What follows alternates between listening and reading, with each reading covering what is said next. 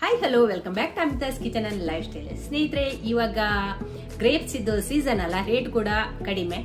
ಹಾಗೆ ಅಂತ ಸಮಯದಲ್ಲಿ ನಾವು ಮನೆಗೆ ತಂದು ಗ್ರೇಪ್ಸ್ ಅನ್ನು ಯಾವ ರೀತಿ ಸ್ಟೋರ್ ಮಾಡಿ ಇಡುದು, ಮತ್ತೆ ಅದನ್ನು 1 ವರ್ಷದವರೆಗೂ ಸ್ಟೋರ್ ಮಾಡಿ ಇಡಬಹುದು, ಆನಂತರ ಉಪಯೋಗಿಸಿಕೊಳ್ಳಬಹುದು. ಹಾಗೆ ನಾನು ಈ ಗ್ರೇಪ್ಸ್ ಅನ್ನು ಯಾವ ರೀತಿ ಸ್ಟೋರ್ ಮಾಡೋದು ಅಂತ ನಾನು ನಿಮ್ಗೆ ತಿಳಿಸಿಕೊಡ್ತೇನೆ. ಹಾಗೆ ಈ ರೆಸಿಪಿ ನಿಮ್ಗೆ ಇಷ್ಟ ಆದ್ರೆ ಪ್ಲೀಸ್ ಒಂದು ಲೈಕ್ ಮಾಡಿ. ಹಾಗಾದ್ರೆ ಬನ್ನಿ ಅಮಿತಾಸ್ ಕಿಚನ್ಗೆ ಹೋಗುವ.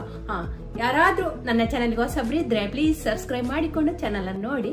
ಹಾಗೆ ಈ ರೆಸಿಪಿ ನಿಮ್ಗೆ ಇಷ್ಟ ಆದ್ರೆ ಪ್ಲೀಸ್ ಲೈಕ್ ಮಾಡಬೇಕು, ಹಾಗೆ ನಿಮ್ಮ ಫ್ಯಾಮಿಲಿ ಫ್ರೆಂಡ್ಸ್ ಗಳಿಗೆ ಶೇರ್ ಮಾಡಬೇಕು. ಹಾಗಾದ್ರೆ ಬನ್ನಿ ಅಮಿತಾಸ್ ಕಿಚನ್ಗೆ ಹೋಗೋಣ. ನಾನು ಇಲ್ಲಿ 1 kg ಅಷ್ಟು ದ್ರಾಕ್ಷಿ ತಗೊಂಡಿದ್ದೇನೆ. ನೋಡಿ, ಈ ಕಲರ್ ಬಂದಂತ ದ್ರಾಕ್ಷಿ ತಗೊಂಡ್ರೆ ಒಳ್ಳೇದು. ಸ್ವಲ್ಪ ಕಲರ್ ಚೇಂಜ್ ಆಗಿದೆ ನೋಡಿ, ಅಂದ್ರೆ ಅದು ಜಾಸ್ತಿ ಸ್ವೀಟ್ ಇರ್ತದೆ. ಸ್ವಲ್ಪ ಈ ತರದ ಅಷ್ಟು ಸ್ವೀಟ್ ಇರುದಿಲ್ಲ, ಇದೆಲ್ಲ ಆದ್ರೆ ಉಂಟಲ್ಲ ತುಂಬಾ ಸ್ವೀಟ್ ಇರ್ತದೆ. ಹಾಗೆ ನಾನು ಇಲ್ಲಿ 1 kg ದ್ರಾಕ್ಷಿಯನ್ನು ತಗೊಂಡಿದ್ದೇನೆ. ಇವಾಗ ಇದನ್ನು ನಾವೆಲ್ಲ ಬಿಡಿ ಬಿಡಿ ಮಾಡಿಕೊಳ್ಳುವ. ಎಲ್ಲ ಒಳ್ಳೆ ದ್ರಾಕ್ಷಿ ಮಾತ್ರ ಸಾಕು ನಮಗೆ. ಇಲ್ಲಿ ಹಾಳಾದ್ದು ಮೆತ್ತಗೆ ಅದು ಯಾವುದು ಬೇಡ. ಎಲ್ಲವನ್ನು ಈಗ ನೀರಿಗೆ ಹಾಕಿಕೊಳ್ಳುವ. ಗ್ರೇಪ್ಸ್ ಇದು ಸೀಸನ್ ಅಲ್ವಾ, ಹಾಗೆ ರೇಟ್ ಕೂಡ ಕಡಿಮೆಗೆ ಸಿಗ್ತದೆ. ಆ ಟೈಮಲ್ಲೆಲ್ಲ ನೀವು ಇದನ್ನು ಮಾಡಿಕೊಂಡ್ರೆ ಉಂಟಲ್ಲ ತುಂಬಾ ಹೆಲ್ಪ್ ಆಗ್ತದೆ. ಅಂದ್ರೆ ನಾವು ಶಾಪಲ್ಲಿ ದಿನಸಿ ಅಂಗಡಿಯಲ್ಲೆಲ್ಲ ಹಣ ಕೊಟ್ಟು ತರುದಿದ್ರೆ ಇದಕ್ಕೆಲ್ಲ ತುಂಬಾ ರೇಟ್ ಇರ್ತದಲ್ಲ. ಈ ರೀತಿ ನಾವು ಸ್ಟೋರ್ ಮಾಡಿ ಇಟ್ಕೊಂಡ್ರೆ ನಮಗೆ ಒಳ್ಳೇದಾಗ್ತದೆ. ಸ್ವೀಟ್ ಮಾಡುವಾಗ, ಅಡುಗೆ ಮಾಡುವಾಗೆಲ್ಲ, ಪಾಯಸಕ್ಕೆಲ್ಲ ಇದನ್ನು ಉಪಯೋಗಿಸ್ಕೊಳ್ಬಹುದು.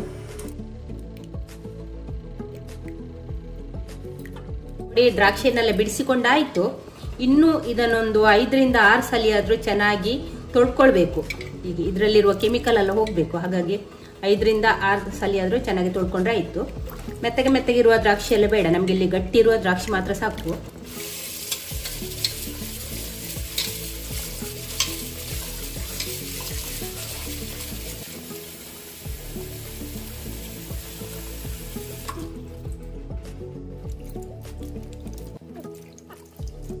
ಇವಾಗ ಇಲ್ಲಿ ನಾನು ಇಡ್ಲಿ ಮಡಿಕೆಯನ್ನು ಕೂಡ ಕಾಯಲಿಕ್ಕೆ ಇಟ್ಟಿದ್ದೇನೆ.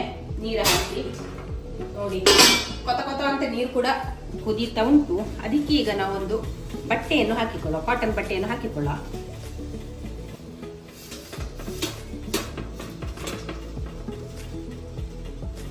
ಅದಕ್ಕೀಗ ನಾವು ತೊಳೆದಿಟ್ಟುಕೊಂಡ ದ್ರಾಕ್ಷಿಯನ್ನು ಹಾಕಿಕೊಳ್ಳುವ.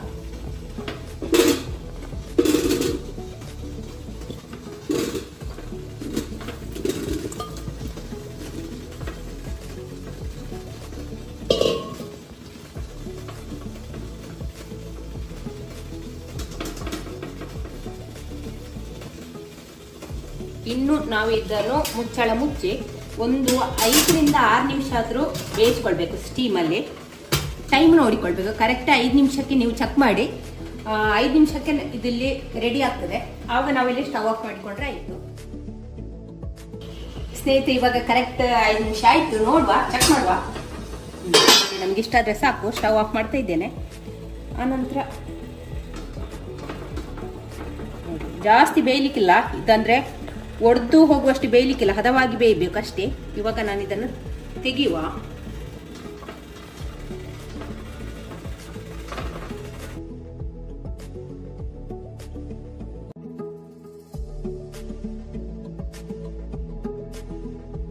ಇವಾಗ ನಾನೊಂದು ಪ್ಲೇಟಿಗೆ ಒಂದು ಕಾಟನ್ ಬಟ್ಟೆಯನ್ನು ಹಾಕೊಂಡಿದ್ದೇನೆ, ಟವಲ್ ಅನ್ನು. ಅನಂತರ ಇದಕ್ಕೆ ನಾವು ಇಲ್ಲಿ ಎಲ್ಲ ಒಂದೊಂದೇ ಹಾಕಿಕೊಳ್ಬಹುದು. ದೂರ ದೂರ ಹೀಗೆ ಒಂದೊಂದು ಹಾಕಿಕೊಳ್ಬೇಕು.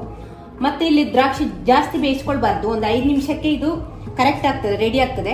ದ್ರಾಕ್ಷಿ ಒಡಿಬಾರ್ದು. ಅಲ್ಲಿಂದ ಅಲ್ಲಿಗೆ ಸ್ವಲ್ಪ ಬೇಯಿಸ್ಕೊಂಡ್ರೆ ಆಯ್ತು.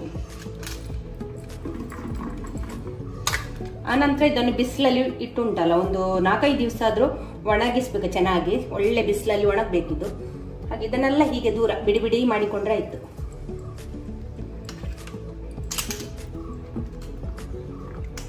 ಚಾಪೆಗೆ ಬಟ್ಟೆ ಹಾಕಿ ಕೂಡ ಹಾಕಿಕೊಳ್ಬಹುದು. ಚಾಪೆ ಮೇಲೆ ಕಾಟನ್ ಬಟ್ಟೆ ಹಾಕಿ ಅದ್ರ ಮೇಲೆ ಕೂಡ ಒಣಗಿಸ್ಕೊಳ್ಬಹುದು. ಇದನ್ನು ಹೀಗೆ ದೂರ ದೂರ ಇಟ್ಕೊಳ್ಬೇಕು. ಹೀಗೆ ಅಂಡಿಸಿ ಇಡಬೇಡಿ. ದೂರ ದೂರ ಚಾಪೆಗೆ ಹಾಕಿ ದೂರ ದೂರ ಹಾಕಿಕೊಂಡ್ರೆ ಆಯ್ತು. ನಾನು ಇನ್ನು ಇದನ್ನು ಟೆರೆಸ್ ಮೇಲೆ ಕೊಂಡೋಗ್ತೇನೆ. ಎಲ್ಲ ಇಲ್ಲಿ ದೂರ ದೂರ ಹಾಕಿಕೊಂಡ್ರೆ ಆಯ್ತು. ಮೇಲೆ ಮೇಲೆ ಹಾಕಿಕೊಳ್ಳೋದು ಬೇಡ. ಚಾಪೆ ಹಾಕಿ ಅದ್ರ ಮೇಲೆ ಬಟ್ಟೆ ಹಾಕಿ ಕೂಡ ಮಾಡಿಕೊಳ್ಬಹುದು. ನೋಡಿ ಸ್ನೇಹಿತರೆ, ನಮ್ಮ ದ್ರಾಕ್ಷಿಯನ್ನು ಬಿಸಿಲಲ್ಲಿ 4 ಬಿಸಿಲಲ್ಲಿ ಒಣಗಿಸಿದಂತೆ ಈ ರೀತಿಯಾಗಿದೆ ನೋಡಿ. ಚೆನ್ನಾಗಿ ಒಣಗಿದೆ. ಟೇಸ್ಟ್ ಕೂಡ ಚೆನ್ನಾಗಿ ಉಂಟು. ನೀವು ಕೂಡ ಒಂದ್ಸಲ ಟ್ರೈ ಮಾಡಿ. ಅಂದರೆ ಸೀಸನಿಗೆಲ್ಲ ದ್ರಾಕ್ಷಿಗೆ ಕಡಿಮೆ ಸಿಗ್ತದಲ್ಲ, ರೇಟು ಕಡಿಮೆ ಅಲ್ಲ, ಆ ಟೈಮಲ್ಲಿ ತಂದು ನೀವು ಈ ರೀತಿ ಸ್ಟೋರ್ ಮಾಡ್ಬೋದು. ಅಂದರೆ ಇದು ಹೈಜೆನಿಕ್ ಆಗಿರ್ತದೆ, ಯಾವುದೇ ಕೆಮಿಕಲ್ ಹಾಕದೆ ದ್ರಾಕ್ಷಿಯನ್ನು ಚೆನ್ನಾಗಿ ವಾಶ್ ಮಾಡಿ ನಾವು ಸ್ಟೋರ್ ಮಾಡೋದಲ್ಲ, ಒಣಗಿಸಿಕೊಳ್ಳೋದಲ್ಲ. ನೋಡಿ ತುಂಬ ಚೆನ್ನಾಗಿ ಬಂದಿದೆ.